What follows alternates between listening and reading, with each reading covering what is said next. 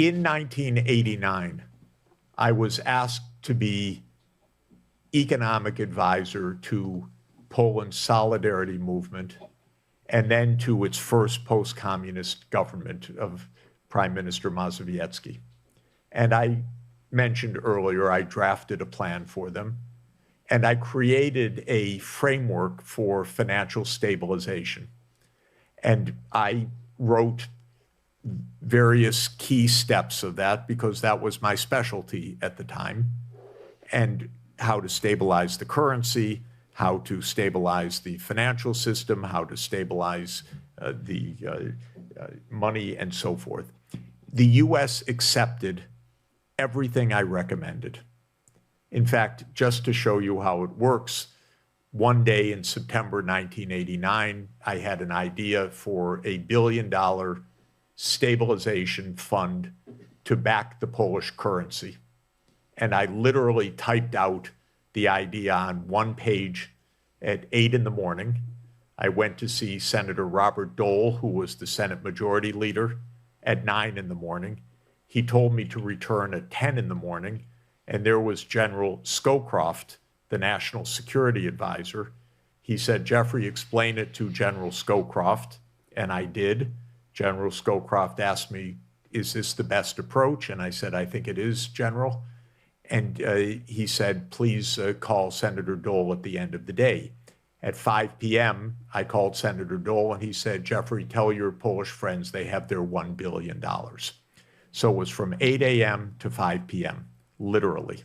Okay, now, I made a number of recommendations, and I thought, pretty cool, they're all being accepted. And they worked, which is why President Gorbachev asked me for help. And I suggested similar strategies, multiplied by 5, because that was the difference of the size, actually at the time multiplied by 10, because it was the Soviet Union in 1991. And Gorbachev was invited to the G7, and I and a team at MIT and Harvard presented what was called the Grand Bargain to support Gorbachev. This was even before Russian independence. The White House turned it down flat. Didn't even want a follow-up note or memo, just said, we're not giving anything to the Soviet Union. Okay. Then Gorbachev came back from the G7 and was kidnapped, and in that putsch attempt, and Yeltsin emerged as the dominant political figure. And by September, Yeltsin had reached out to me, please come to Moscow to help us.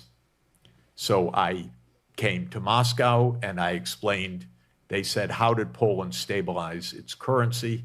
How did Poland get its debt canceled and so forth? And I explained the dynamics. Well, can this work for Russia? Because we're going to have an independent Russia.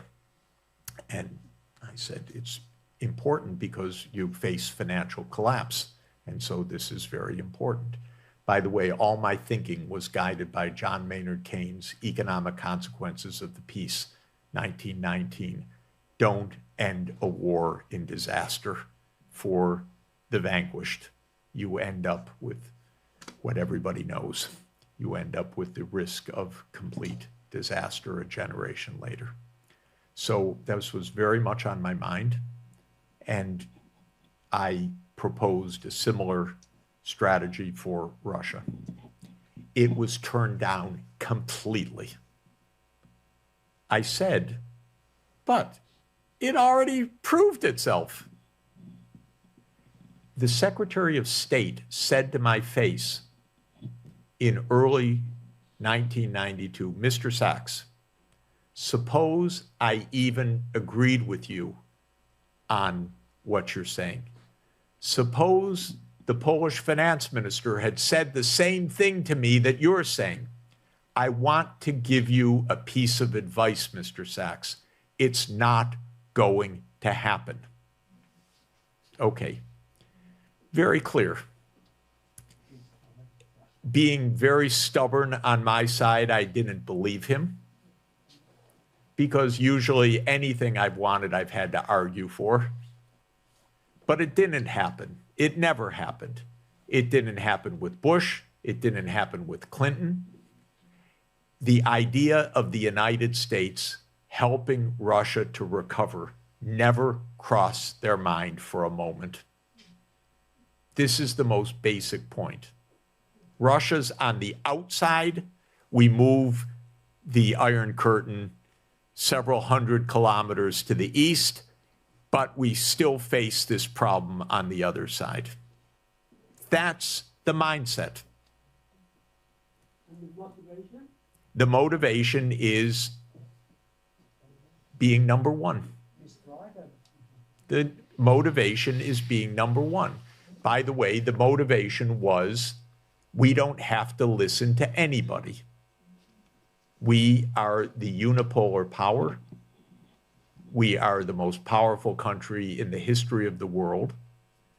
And there's a famous, justly famous episode of Wesley Clark, who was the NATO commanding general under Clinton, going to the Pentagon in the early 1990s and being told specifically in 1992, I believe it is, that we're going to clean up now, clean up all those Soviet-backed governments, Iraq, Syria, Libya, blah, blah, blah.